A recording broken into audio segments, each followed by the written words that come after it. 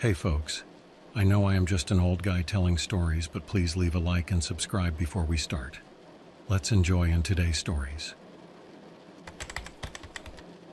Before I dive into the story, I just want to mention that all of these are just conspiracy theories and nothing is proven yet. Thanks for your understanding. Let's get into the story. It all started one night when I was super bored and decided to check out the dark web. I've always been curious about it, like everyone talks about how mysterious and dangerous it is. So I thought, why not? I made sure my computer was secure, used a special browser, and followed all the safety tips I could find.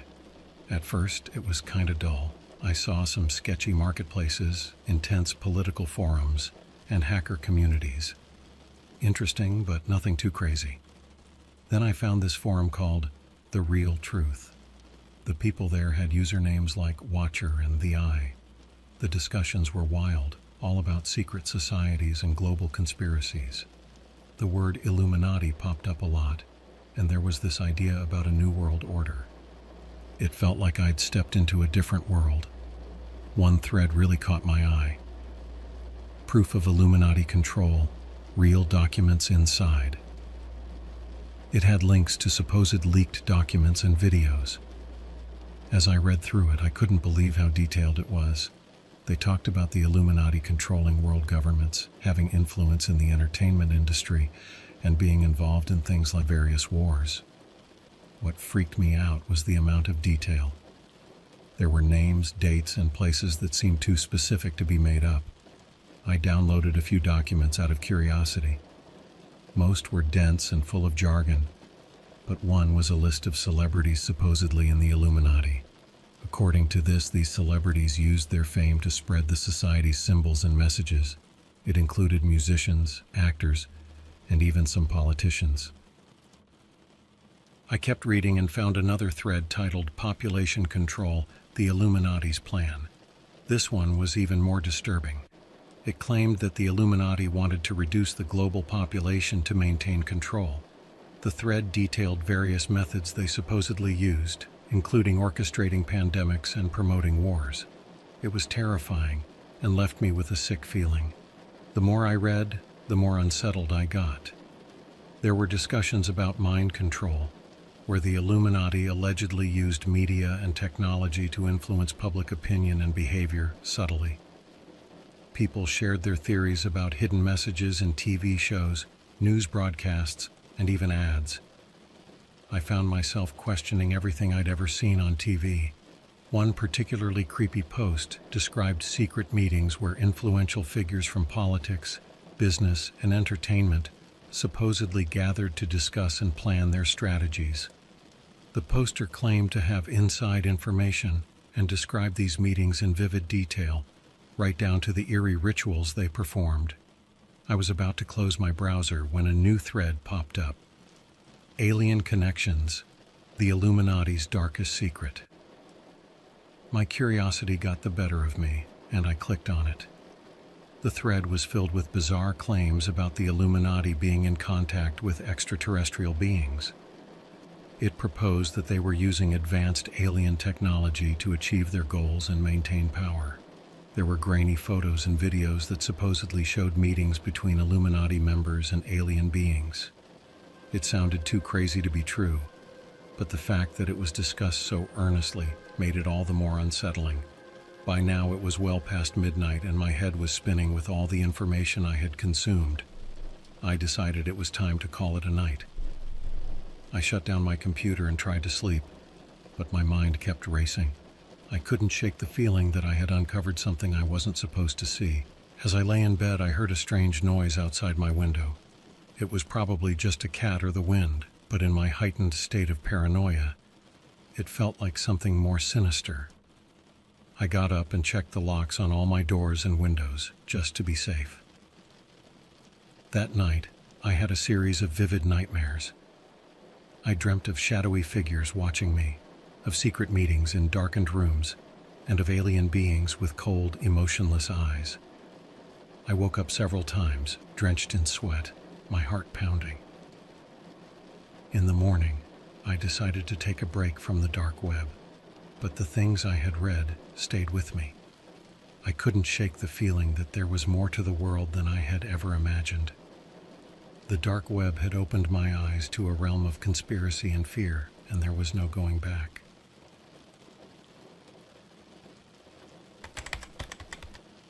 So I couldn't stay away from that forum. The next night I logged back in. I was just too curious, you know. There was a new thread called Illuminati Symbols Everywhere, Proof in Plain Sight. It talked about how the Illuminati uses symbols to show their control. People posted pictures of the all-seeing eye on the US dollar bill, in company logos, and even in music videos. It was kind of creepy to think these symbols might be all around us. Then I saw another post about the entertainment industry. This one claimed that lots of celebrities are part of the Illuminati. They use their fame to spread the society's messages. There were video clips showing hidden symbols in music videos. Some seemed like a stretch, but others were pretty convincing. I kept reading and found a post about how the Illuminati controls the financial system. It said they have a hand in major banks and financial institutions, manipulating economies and markets to benefit their goals.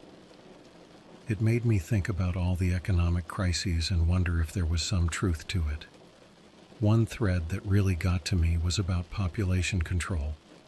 It claimed the Illuminati orchestrated events like pandemics to reduce the global population. It talked about how they spread diseases and created wars to cause mass casualties. It was a terrifying thought, and I felt a chill as I read it. There was more about their mind control tactics. The post said the Illuminati uses media to influence how people think and act. There were stories about hidden messages in TV shows and news broadcasts designed to shape public opinion. It made me question everything I see on TV. Then I found a post about secret meetings. It described how influential people from different sectors get together to plan their strategies. The details were vivid, with descriptions of dark rooms and strange rituals. It sounded like something from a movie, but the way it was written made it seem real. One of the most bizarre threads was about the alleged alien connections. It claimed the Illuminati was in contact with extraterrestrial beings and used advanced alien technology to keep their power. There were grainy photos and videos that supposedly showed these interactions. It seemed crazy, but by now, I was willing to believe almost anything. As I kept reading, I noticed that many posts were from users who claimed to have inside information. They talked about things in such detail that it was hard not to take them seriously. I found myself getting more and more absorbed, even though it all seemed so unbelievable. I stayed up late, reading thread after thread. The more I read, the more paranoid I became. I started to feel like I was being watched, like someone knew I was uncovering these secrets.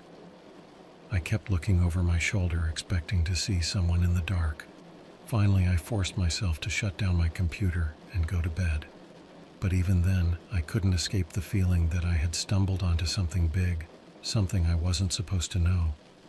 I lay awake for hours, my mind racing with all the information I had taken in. In the morning, I felt exhausted and uneasy. I tried to go about my day as usual, but the theories I had read kept playing over and over in my mind. It was like a puzzle I couldn't put down. I needed to know more, even if it meant diving deeper into the darkness.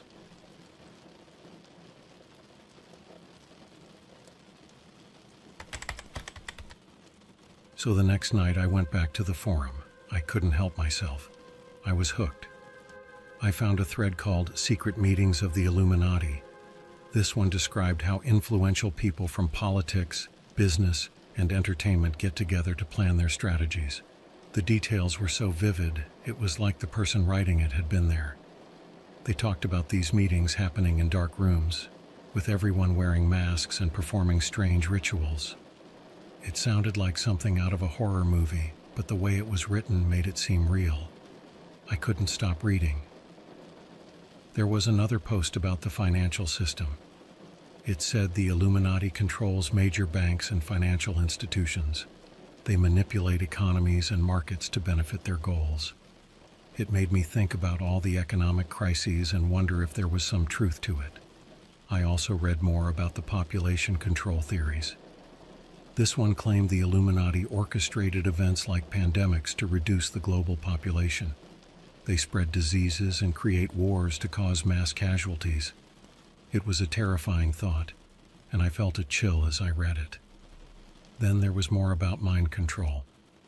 The post said the Illuminati uses media to influence how people think and act. There were stories about hidden messages in TV shows and news broadcasts designed to shape public opinion. It made me question everything I see on TV.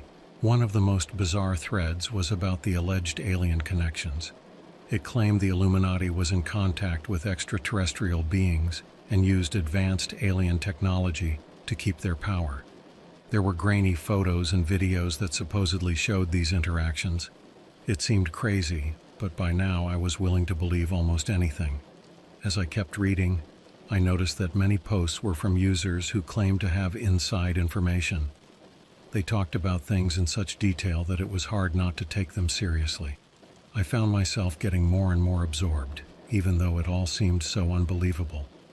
I stayed up late, reading thread after thread. The more I read, the more paranoid I became.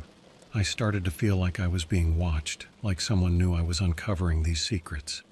I kept looking over my shoulder, expecting to see someone in the dark.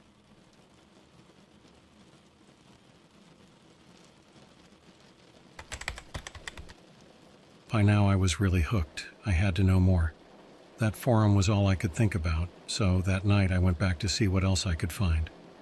There was a new thread called Exposing the Puppet Masters. This one listed names of politicians, business leaders, and even some royals who were supposedly part of the Illuminati. There were photos of these people at exclusive events and private meetings. It was creepy to see how all these powerful people might be connected. Another post talked about world events being planned by the Illuminati. It suggested that wars and political problems were all part of their plan to keep control. The idea was that these events were distractions to keep us from seeing what was really going on. It made me wonder about all the things happening in the world, and if they were really just part of a bigger plan. Then I found a thread about mind control. It said the Illuminati uses technology to influence how we think and act. They mentioned subliminal messages in TV shows and ads, and even social media algorithms designed to control us. It made me question how much of what I see every day is really my own choice. One of the most disturbing threads was about experiments. It claimed the Illuminati did secret experiments on people without them knowing. These experiments were supposed to test new mind control techniques and even genetic changes. There were stories from people who believed they were victims of these experiments. Their stories were detailed and really creepy. There were also posts about secret bases where these experiments and meetings happened. These places were always in remote locations and heavily guarded. Some users posted satellite images and maps showing where these places might be. It was scary to think there could be entire facilities dedicated to such dark activities. Then there was a thread about the New World Order. This one talked about the Illuminati's plan for a one-world government. They said global organizations and agreements were steps toward this goal. The idea was that we were all being led into a future where freedom wouldn't exist. It was a chilling thought. As I read more, I noticed something weird. Some of the users who posted the most detailed information started to disappear. Their accounts were deactivated, and their posts were gone. It felt like they had been silenced. This made me even more paranoid. What if they were getting too close to the truth? That night, I heard noises outside my window again. This time, it sounded like footsteps. I froze, listening. The footsteps stopped, and I peeked out, but saw nothing. My heart was pounding. I couldn't shake the feeling that someone was watching me. I decided to take a break from the forum. I needed to clear my head. But even when I tried to stay away, I couldn't stop thinking about everything I'd read. The theories, the connections, the disappearances. It all felt too real. When I finally went back to the forum, it had changed. Some threads were gone, and a few active users hadn't posted in days. It was like the forum itself was being watched and controlled. I posted a few questions, asking if anyone else noticed the changes, but got no replies. That's when I realized I had to be careful. Maybe I had gotten too deep. I decided to save everything I found: screenshots, documents, and notes. I didn't know what I was going to do with it all, but I felt like I needed to protect myself. I still can't shake the feeling that I've uncovered something dangerous. The more I learn, the more questions I have. I don't know if I'll ever get to the bottom of it, but I can't stop now. This journey has changed how I see the world, and there's no going back.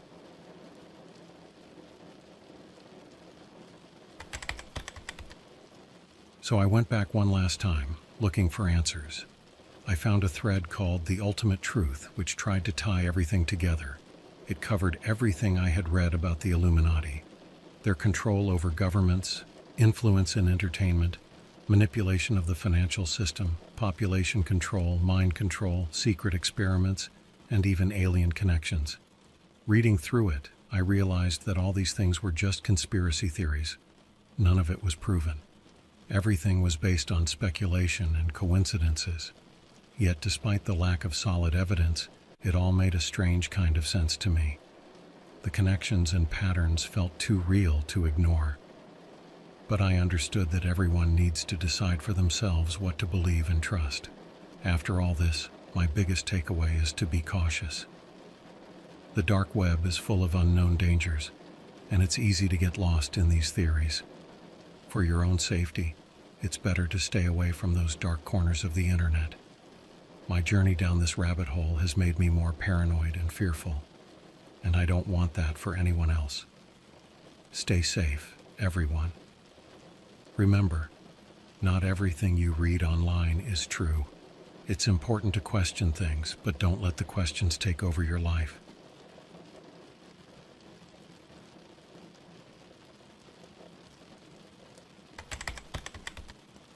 I've always been into conspiracy theories. You know, those late-night YouTube videos and endless scrolling on Reddit. It started as a fun way to pass the time, but one cold December night, I found something that changed everything for me. It all started with a mention of the Montauk Project in a random Reddit post. It was a typical Friday night, and I was home alone, browsing through Reddit. I stumbled across a thread about conspiracy theories, and someone mentioned the Montauk Project. They linked to an old hidden forum on the dark web. I was curious, so I fired up my Tor browser and followed the links through a maze of pages until I found myself on this old-school website. It was like stepping back in time, just plain text, no fancy design. The forum was called Project Phoenix. It was full of threads about secret government projects like MKUltra and Area 51. But the one that caught my eye was titled Montauk Project: Eyewitness Accounts and Documents. I clicked on it, not knowing what I was getting myself into. The first post was by a user named The Gatekeeper. He said he was a former military officer who worked at Montauk Air Force Base in the 1980s. His story was long and detailed, filled with personal stories and technical terms that made it sound real. He said Montauk was where the government did some of the most messed up experiments ever, like mind control and time travel. The Gatekeeper described a piece of equipment called the Montauk Chair. It was supposed to boost psychic powers. He painted a creepy picture of a plain chair covered in wires and screens, with a strange interface where you put your hands. It gave me chills just reading about it. He shared a particularly disturbing story about a young boy, no older than 12, brought in one night. The boy was terrified, crying, and begging to go home. They strapped him into the Montauk Chair and started their experiment, trying to send his mind to a different time. The boy screamed and shook for hours, the machines making weird noises. Then everything went quiet. The boy slumped in the chair, and when they unstrapped him, he stared blankly, speaking in a low voice about events from decades ago, places he'd never been, and people long dead. It was like something else was talking through him. The way the Gatekeeper described it, I could almost hear the boy's haunting voice in my head. I couldn't stop reading. I spent the whole night going through the thread, which had hundreds of posts. Other users shared their stories and pieces of information, each more disturbing than the last. One user, Montauk Survivor, claimed he was a test subject. His posts were all over the place, filled with broken sentences and jumbled memories. He talked about being locked in a dark room, hearing strange noises and feeling like he was being watched all the time.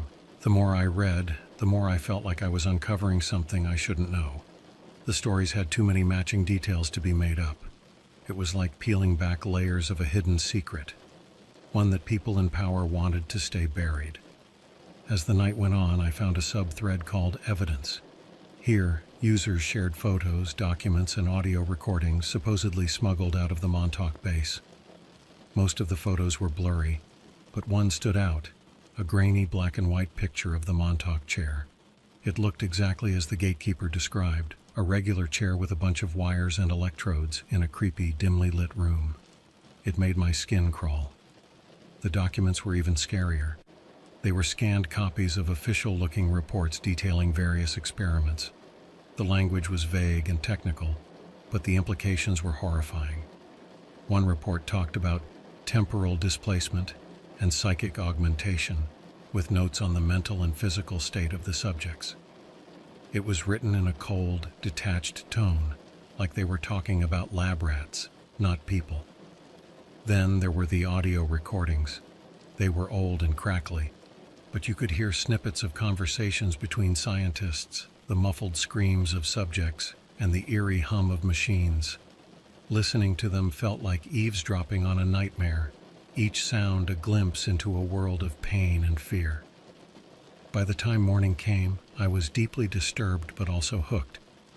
I knew I was getting into dangerous territory, learning secrets that powerful people wanted to keep hidden, but I couldn't stop.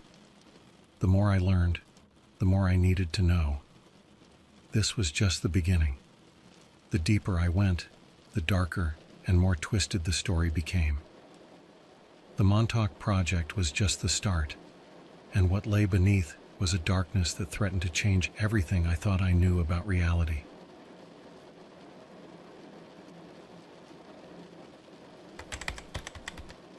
After that first night, I couldn't stop thinking about the Montauk Project. Every free moment I had, I was back on that forum, reading through posts and trying to piece everything together. It wasn't long before I started seeing patterns and connecting dots that led me even deeper into this mystery. One night, I found a post by someone named Truth Seeker 84. They claimed to have documents linking the Montauk Project to other secret experiments across the country. According to them, Montauk was just one part of a much bigger operation. They mentioned places like Camp Hero, Brookhaven National Laboratory, and even some abandoned schools and hospitals. Truth Seeker 84's post had links to more files, but they were encrypted. I had to learn how to decrypt them, which was a whole new level of paranoia. The files included blueprints, experiment logs, and lists of names.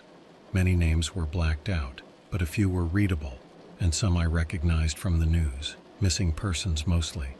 It was like finding pieces of a very scary puzzle. One document that really freaked me out was a log of an experiment called Project Rainbow. It described tests on teleportation and time travel using massive electromagnetic fields. The results were inconsistent and often disastrous. Subjects would come back with severe mental and physical issues, describing strange visions and feeling like they had been gone for years, even though only minutes had passed. Another creepy find was a set of interview transcripts with surviving test subjects. These people talked about being taken from their homes, drugged, and subjected to weird and painful experiments. One man remembered being put in a tank filled with a strange liquid that made him feel like he was floating in space.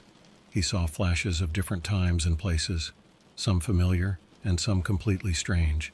His descriptions matched up with what other survivors had said. The more I read, the more I found mentions of something called the Montauk Boys. This was supposedly a group of kids taken from the streets or orphanages and used in experiments. They were trained to develop psychic abilities like remote viewing and mind control. Some posts even suggested these boys were being groomed to become sleeper agents, with their memories wiped clean after each session. One night, while going through another batch of decrypted files, I found a series of emails between high-ranking officials. They discussed moving the Montauk experiments to a more secure location because of increasing public interest and potential leaks. The emails were full of bureaucratic language, but the message was clear. They were worried about being exposed. As I read on, I found mentions of something called the Phoenix Program. This seemed to be a continuation of the Montauk Project, aiming to perfect the techniques they had been developing. The tone of the emails was urgent and paranoid, with constant references to operational security and contingency plans. By now, I was feeling the pressure. My sleep was filled with nightmares about shadowy figures and endless dark corridors. During the day, I couldn't shake the feeling of being watched. It was like the paranoia was seeping into my everyday life. But I couldn't stop. I had to know more. One of the last things I found that night was a set of coordinates and a cryptic message. Come see for yourself. The coordinates pointed to a remote area near Montauk. It was a bold move, but I knew I had to go there. I needed to see if any of this was real, or if it was just an elaborate hoax. So I made plans to visit Montauk. I packed a bag, made sure my phone was fully charged, and told a friend where I was going, just in case. As I drove through the night, the reality of what I was doing started to sink in.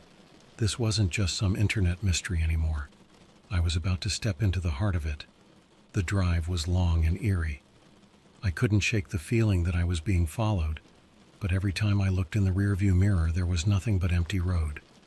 The anticipation built with every mile, and by the time I reached Montauk, my nerves were shot. I parked near the coordinates and took a deep breath. This was it. I was about to uncover the truth behind the Montauk Project, and there was no turning back.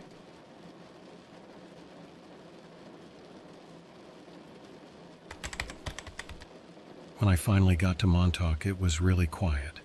The coordinates led me to a spot near Camp Hero, which is an old military base. The place looked abandoned, with rusty fences and old no trespassing signs. It was late afternoon, and the sun was setting, making everything look even creepier.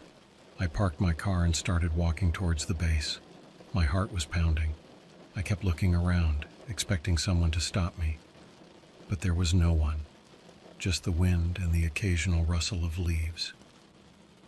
I found a hole in the fence and slipped through. Inside, it looked like nobody had been there for years. There were old buildings, some with broken windows, others boarded up. I had a flashlight with me, so I turned it on and started looking around. As I walked through the base, I found a building that seemed more intact than the others. The door was slightly open, so I pushed it and stepped inside.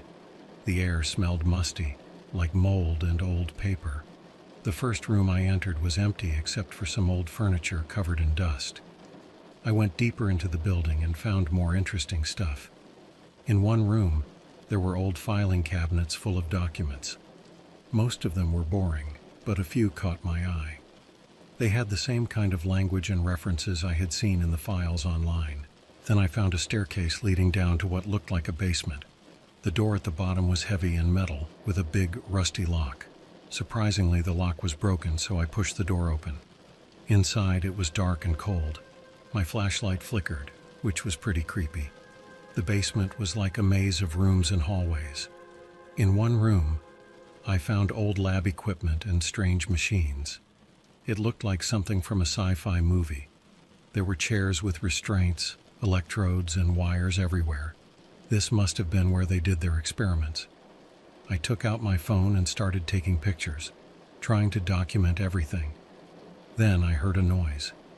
It was faint, like a whisper, but it made me freeze. I turned off my flashlight and stood still, listening. The whispering continued and seemed to be getting closer. Panicking, I hurried back through the maze of rooms and up the stairs. I didn't stop until I was outside, back in the fading light. I took a moment to catch my breath and calm down. I didn't know if the whispers were real or just my imagination, but I didn't want to stick around to find out.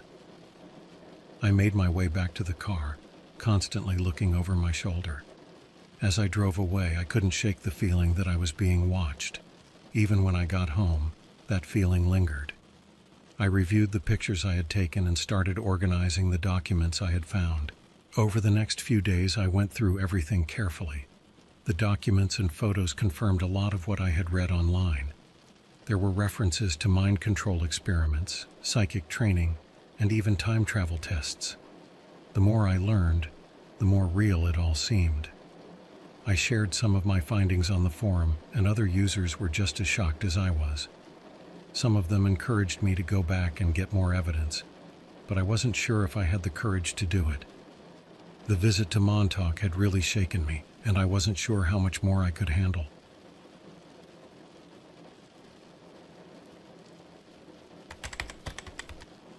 After my trip to Montauk, I took a break for a few days.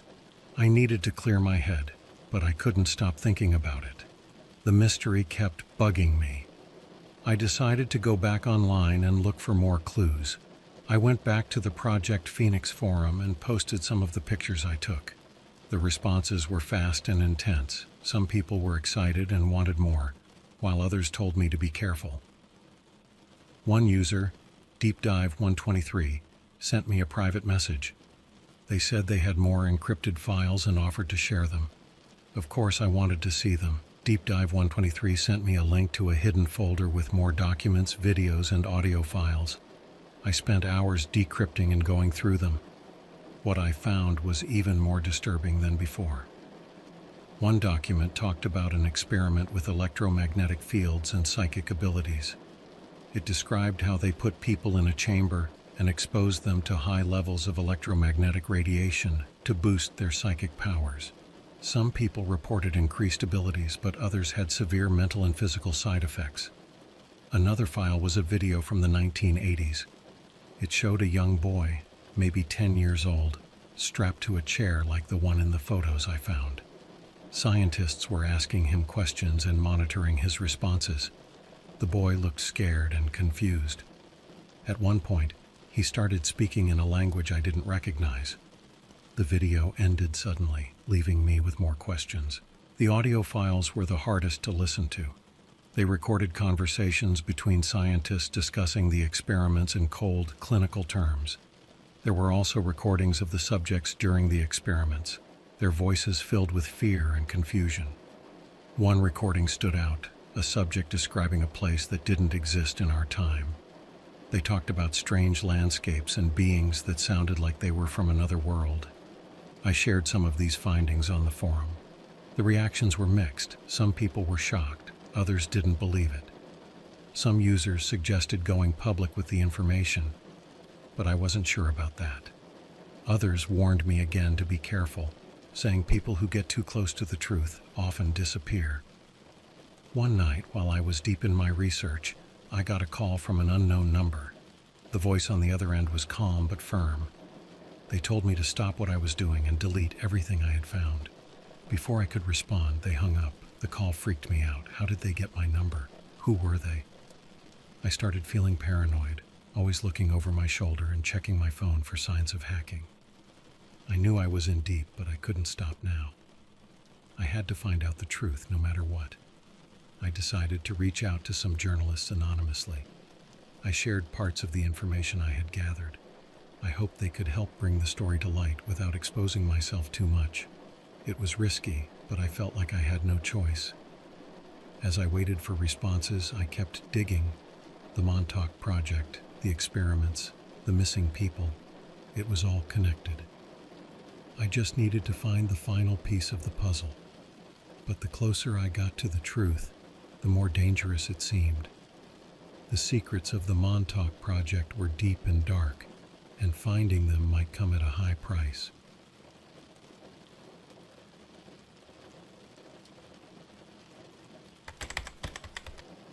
The days after that call were really tense. I kept my phone on silent and was always looking over my shoulder. It felt like someone was watching me, and the paranoia was getting to me. But I kept going, determined to find out the truth. I finally heard back from one of the journalists I contacted. They were interested in my findings and wanted to meet in person. We met at a busy coffee shop. I brought all my files, photos, and documents with me. The journalist listened carefully as I went through everything, asking questions and taking notes. After our meeting, I felt a mix of relief and anxiety. I had handed over all the information, but I still felt uneasy. The journalist promised to look into it and get back to me. Days turned into weeks and I didn't hear anything. I kept checking the forum and sharing updates, but I noticed some of the more active users had gone silent. It was unsettling, but I tried to focus on other things to take my mind off it. One evening, I got an email from the journalist. They thanked me for the information but explained that they couldn't find any solid evidence to back up the claims. The documents, photos, and videos, while interesting, weren't enough to prove anything concrete. I felt both disappointed and relieved. I had spent so much time and energy on this, but in the end, it seemed like it was all just speculation and rumors. The Montauk Project, the experiments, the missing people, it was all just a series of coincidences and stories that people had turned into something more. Looking back, it was clear that I had gotten caught up in the excitement and mystery. The stories were compelling, the evidence seemed real, but without solid proof, it all meant nothing. These were just conspiracy theories. Interesting, sure, but just stories people tell. I decided to step back from the forum and the dark web for a while. I needed to clear my head and focus on things that were real and tangible.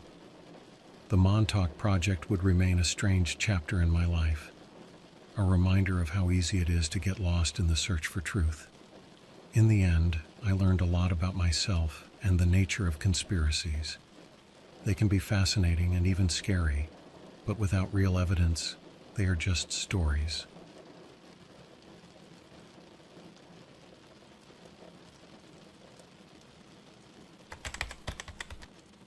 This is a warning for anyone who thinks the dark web is just a scary story or a playground for thrill seekers. It's real, and it can mess up your life in ways you can't even imagine. Here's my story. I'm a pretty regular guy. I live in a small town, work a 9-to-5 job, and spend most of my free time gaming or watching Netflix. A few months ago, I stumbled upon some YouTube videos about the dark web. You know, those top 10 scariest things found on the dark web type videos. I got curious and my curiosity got the better of me. I decided to explore a bit, thinking it was all exaggerated. I couldn't have been more wrong. It started innocently enough. I downloaded Tor, got a VPN, and began browsing. Most of it was boring. Forums, marketplaces, nothing too shocking. Then I found a site with a simple black background and a chat box. It didn't have a name, just an IP address. Out of boredom, I entered the chat and said, "Hello." Big mistake. At first, it seemed like a regular chat room with random people talking about tech, sharing weird memes, and discussing conspiracy theories. But then, someone with the username Evil messaged me directly. "Nice to meet you, Michael." My heart skipped a beat. I hadn't given my name, I replied, asking who they were and how they knew my name. No response. I tried to brush it off as a lucky guess and logged out, but the unease lingered.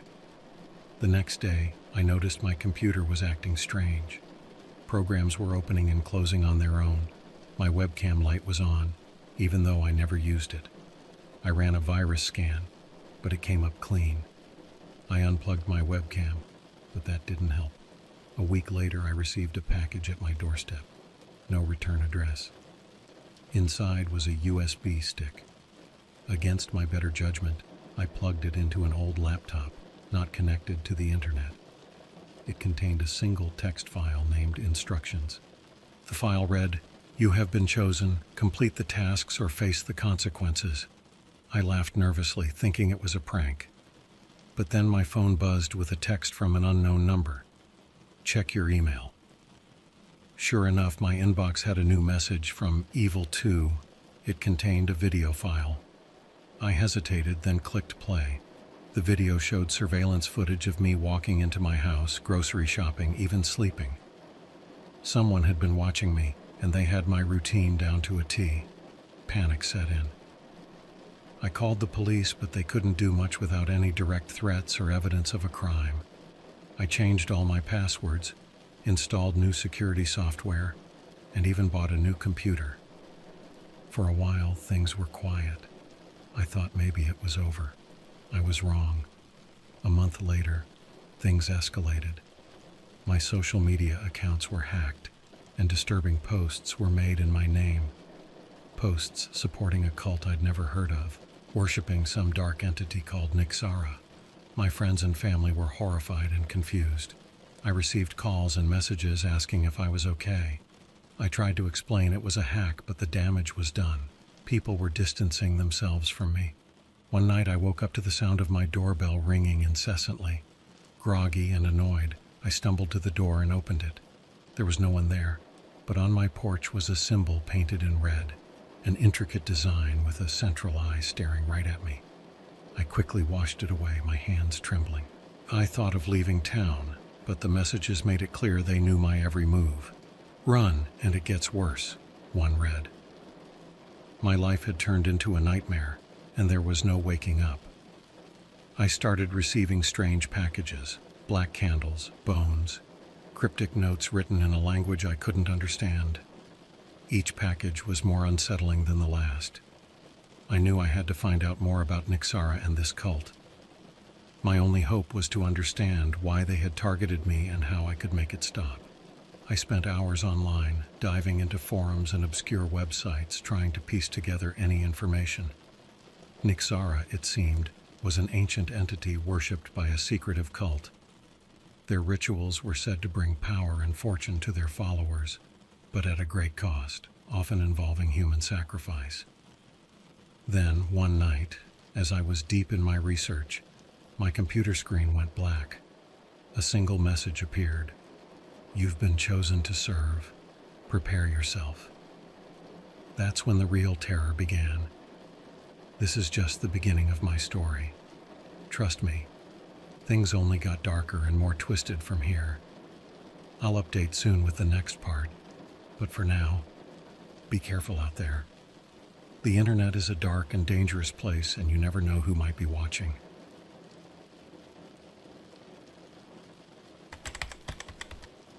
Hey everyone, I'm back with part 2. Things got really bad after that last message. I still can't believe everything that happened, but here it goes. After getting that message saying I had been chosen to serve, I was on edge all the time. I barely slept, constantly checking my windows and doors, making sure everything was locked tight. It didn't help much. One night, I was watching TV, trying to distract myself, when I heard a noise from the backyard. It sounded like someone was moving around back there. My heart started racing.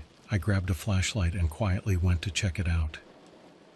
When I got to the back door, I saw shadows moving near the trees. There were people back there, and they were looking right at my house. I freaked out and called the police. While I was on the phone, I heard a loud crash from the front of the house. I ran to see what it was, and there was a brick lying in my living room with a note attached to it. The note read, "Come outside, Michael, join us or face the consequences." I told the police everything and they promised to send a patrol car. But by the time they arrived, the people in the backyard were gone. The officers did a quick check around the house but didn't find anything. They told me to call if anything else happened and left. I didn't feel safe at all. A couple of nights later, it got even worse. I woke up in the middle of the night to the smell of smoke. My heart pounded as I jumped out of bed and ran to the living room. There, I saw small fires burning in a circle around my house like some kind of ritual. I grabbed a fire extinguisher and managed to put them out. But as soon as I did, I heard chanting from outside. I looked out the window and saw a group of people wearing dark robes, holding candles and chanting in some language I didn't understand. They were standing in a circle, and in the middle they had some kind of altar with strange symbols painted on it. I saw one of them holding a knife, and it was clear they were preparing for something terrible. I tried calling the police again, but this time my phone didn't work. It was dead, even though it had been charging all night. I had no idea what to do. The chanting grew louder, and I felt a wave of panic wash over me. I had to get out of there. I grabbed my keys and snuck out the back door, hoping they wouldn't see me. As I ran to my car, I heard footsteps behind me. I turned and saw two of the cult members running after me. My hands were shaking so badly I could barely get the key into the ignition. I finally got the car started and sped off, tires screeching. I drove to a friend's house a few towns over, constantly checking my mirrors to make sure I wasn't being followed. When I got there, I told him everything. He thought I was joking at first, but when he saw how scared I was, he believed me. We stayed up all night trying to figure out what to do. The next day, I went to the police again, this time in my friend's town. I told them everything, showed them the messages, the video, even the burnt patches in my yard. They took me seriously this time and promised to investigate. For now, I'm staying with my friend, trying to lay low. I don't know what the cult wanted to do with me, but it was clear they needed my blood for some evil ritual. I managed to get away this time, but I know they're still out there waiting. I'm scared they'll find me again, but I'm not giving up. That's it for part 2. Things have been really intense, but I'll keep you all updated. Be careful out there and don't mess with things you don't understand. The dark web isn't just a story. It's real and it's dangerous.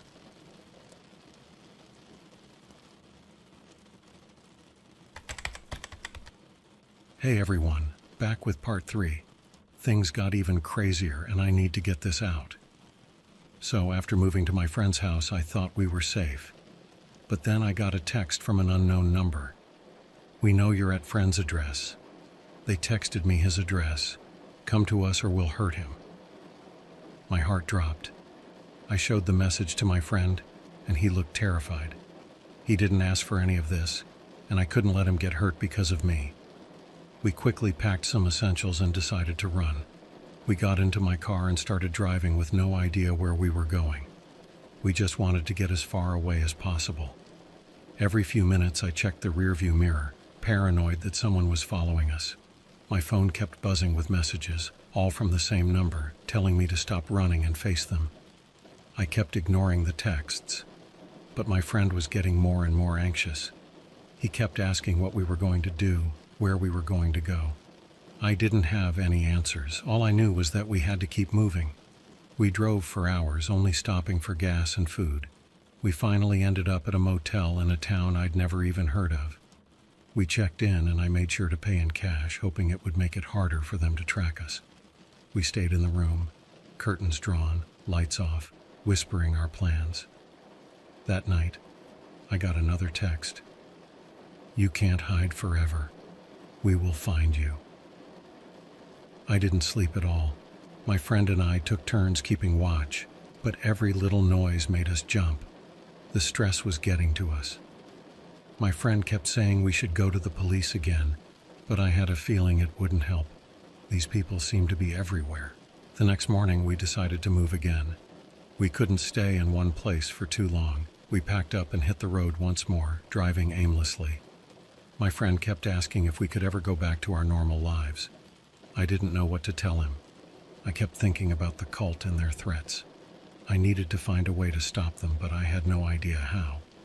We were just two guys on the run, up against something way bigger than us. But giving up wasn't an option. I couldn't let them win. We drove through small towns, avoided main roads, and tried to stay off the grid. I knew it was only a matter of time before they found us again. But until then, we had to keep moving. This is all for now. I'll keep you all updated if we are still alive.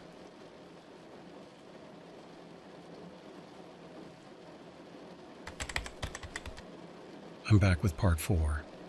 Things have taken a really bad turn, and I'm seriously freaked out.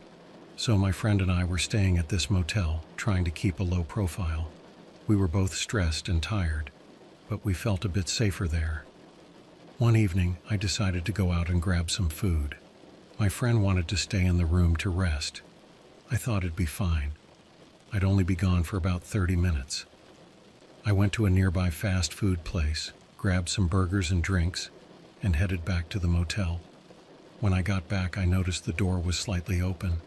My heart started racing.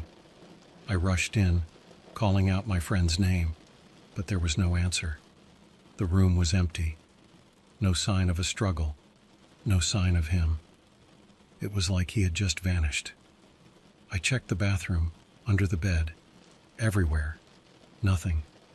His bag was still there, his phone, everything except him. I tried calling his phone, but it was on the nightstand, ringing away. Panic set in. I ran to the motel office and asked if anyone had seen him leave, but the clerk said no. I even asked some of the other guests, but no one had seen anything. I went back to the room, trying to figure out what to do. I searched for any clues, any sign of what might have happened, but there was nothing. It was like he had just disappeared into thin air. I called the police and reported him missing. They came and took my statement, searched the room and asked a lot of questions. They said they'd do what they could, but I could tell they didn't have much hope. It was like he had just vanished without a trace. I felt sick to my stomach. My friend was missing, and it was my fault. I shouldn't have left him alone. Now, I was more scared than ever. If they could take him without a trace, what could they do to me? I'm still at the motel, waiting for any news from the police. I don't know what to do next. I feel completely lost and alone. I just want my friend back and for this nightmare to end. I'm not sure what's going to happen next. I'll keep you all updated.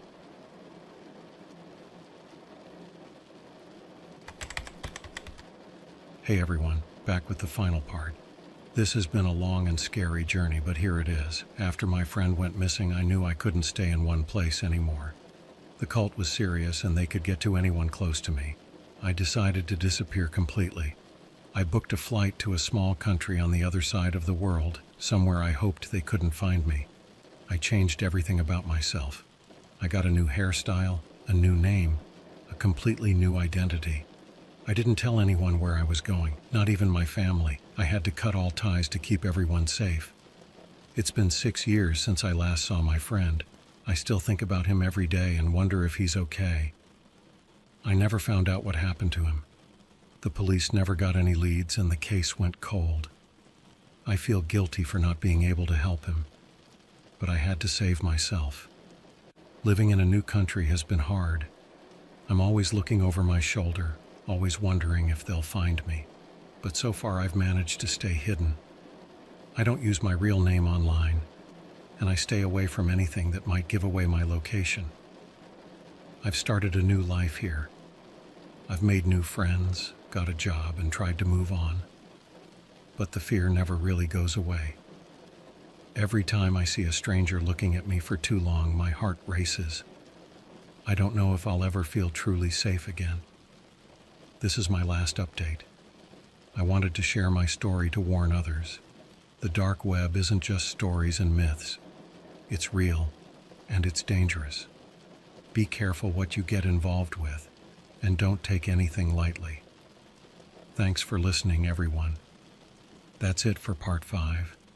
This has been a really intense journey for me, and I hope my story helps someone out there. Take care, everyone.